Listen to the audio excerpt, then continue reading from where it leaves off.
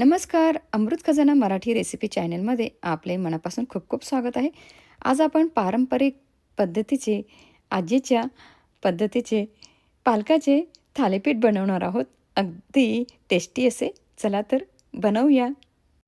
या ठिकाणी बाउल घेतले. यात आपण बारीक चिरलेला पालक घालूया. हा एक बाउल घातला आहे. हा दुसरा एक बाउल आणि हा तिसरा. यात आपण बाजरीचं पीठ घालूया. ज्या मापाने आपण पालक घेतला होता त्याच मापाने 1 कप घालणार आहोत बाजरीचं पीठ. त्याच कपाने 1 कप गव्हाचं पीठ घालायचं आहे आणि त्याच कपाने अर्धा कप डाळीचं पीठ घालायचं आहे. 1 चमचा आपण मीठ घालणार आहोत.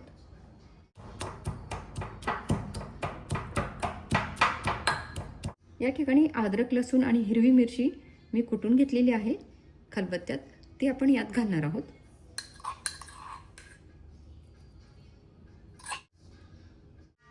आणि आपण आता हे मिक्स करून घ्यायचं आहे प्रथम छानपैकी.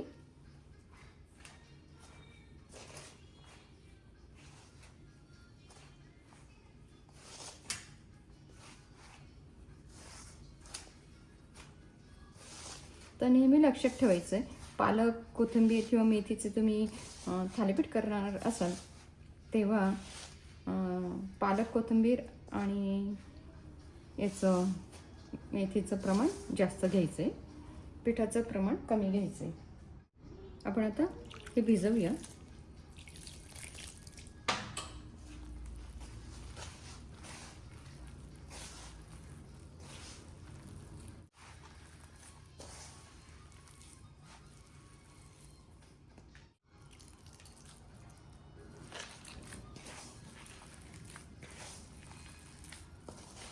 आणि मिरचीचं प्रमाण तुमच्या आवडीप्रमाणे घालायचं आहे.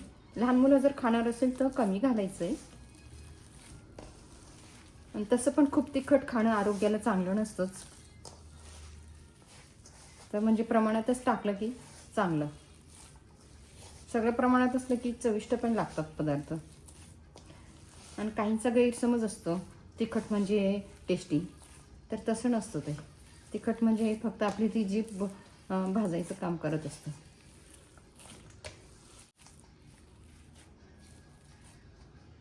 थोडंसं आपल्याला लागेल, कारण आपल्याला थापायचे आहे. ते थालीपीठ म्हणजे थापायचे आहेत, लाटायचं नाही आहे. तर या ठिकाणी आपल्याला अजून पाणी लागणार आहे.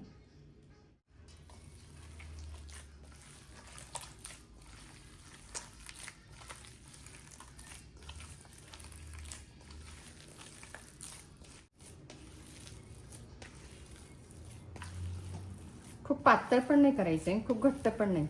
आणि करण्यापूर्वी आपण चेक करायचं आहे मीठ वगैरे बरोबर आहे का. तर आता मी चेक करते.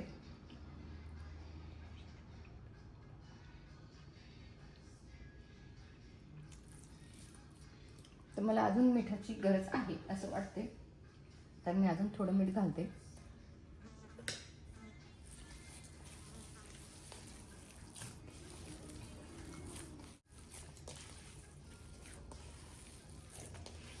तर ही माझ्या आजीची रेसिपी.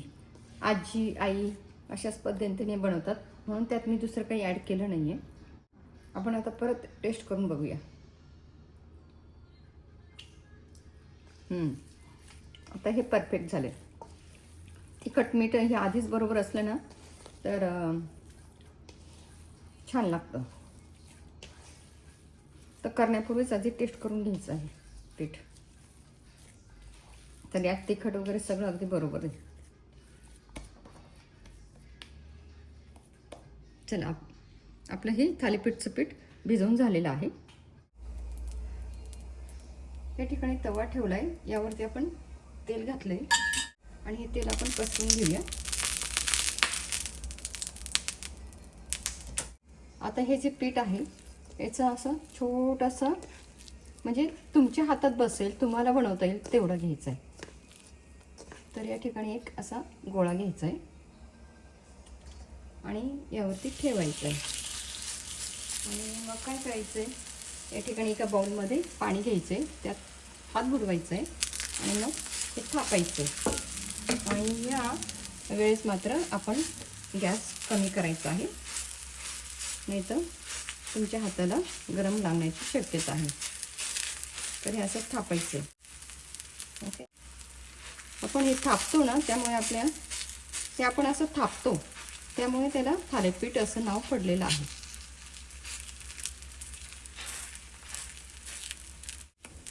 आपलं आता हे थापून झालेलं आहे. यावरती आपण झाकण ठेवूया. तर झाकण आपण 2 मिनिटासाठी ठेवणार आहोत. तर 2 मिनिटं झालेत. आपण आता हे पलटवण्यापूर्वी यावरती तेल घालूया.